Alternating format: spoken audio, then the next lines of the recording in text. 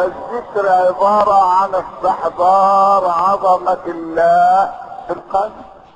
انما لو كان الذكر بالمعنى اللي احنا ماشيين بيه هو وحركات رأسية وحركات افقية ويتمايل يمين ويتمايل شمال والاخر يدوخ ويستنطى يجيب اللي في بطنه كله والاخر لما يستنطى يقولوا ايه؟ اصل خدته الجلالة. جلالة ايه؟ جلالة ايه؟ فهو ده ادب الذكر. فانت لو رحت لواحد عشان تطلع البطاقة الشخصية وقال لك عايز ايه؟ جاي ليه؟ فانت اتطوحت يمين قلت له عايز البطاقة الشخصية، عايز البطاقة هيحولك عنبر 4 اللي هي الاحوال المستعصية يا اخويا. جربها كده. جرب. جرب. اذا كنت ترضى لنفسك هذا خلاص. فاذا كان الموظف ما يرضاش انك تاخذه بالطريقه دي فازاي بقى يا حي هو ايه يا ابني؟ هو ايه يا ابني؟ وتروح كده ابو السعود الجرح تلاقي المنشد قاعد وحواليه الذكيره والمنشد بقى صوته حلو يقول لك العيون السود رموني حي عيون سوداء في الشيء. عيون سوداء يا ابو العيون السود. عيون ايه؟ ابدا. ده انا عايزك توحد الله كده تقول لا اله الا الله. النبي صلى الله عليه وسلم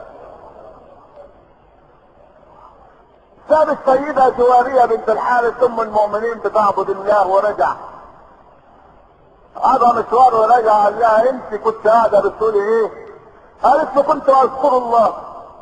قال لها انا هقول لك كلمتين اذا قلتيهم يبقوا خيرا من الدنيا وما فيها. انا عايزك بقى توحد الله وتسمعني الصلاة على رسول الله تقول اللهم صل عليه. لا اله الا الله. ايه يا نبي نقول ايه؟ قال سبحان الله وبحمده عدد خلق وزنة عرش ورضاء نفسه ومداد كلمات. لو قلت مرة واحدة يبقى خير لك من الدنيا وما فيها. سبحان الله وبحمده عدد خلقه وزنة عرشه ورضاء نفسه ومداد كلمات.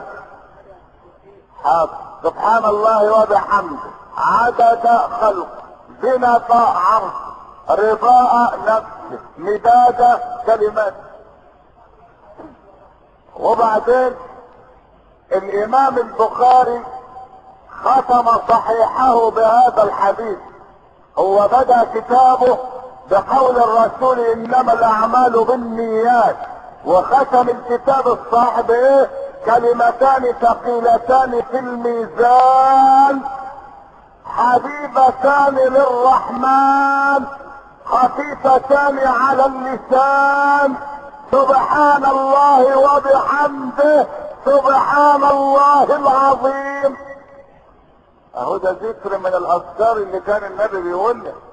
من ضمن الاذكار يا حي يا قيوم برحمتك استغيث. من ضمن الاذكار استغفر الله العظيم. من ضمن الاذكار لا اله الا الله الملك الحق المبين. ما توحدوا رب العالمين يا رجال او لا اله الا الله. انما نروح نجيب بقى كلام لا له معنى ولا طعم. نقول حال روح كسق كاد كركد. لما تقول كركدي وخلاص. ايه كاد كركدي؟ انا ما هو ده ما ربنا بيقول ولله الاسماء الحسنى فادعوه بها وذروا الذين يلحدون في اسمائه فيجزون ما كانوا يعملون.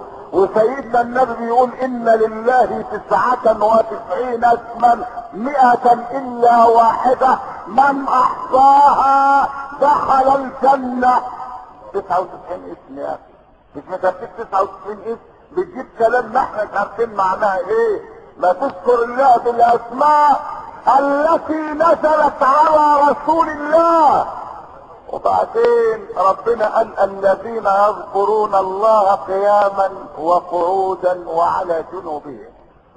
يذكرون الله يعني يستحضرون عظمة الله في كل حال من احوالهم. فهو اذا كان قائما فعظمة الله في قلبه، واذا كان قاعدا فعظمة الله في قلبه، واذا كان نائما على جنبه فعظمة الله في قلبه. فهو في كل حال ذاكر لله، لا يغفل عن ذكر الله ابدا. ولذلك اسمع معايا، شوف النبي بيقول ايه.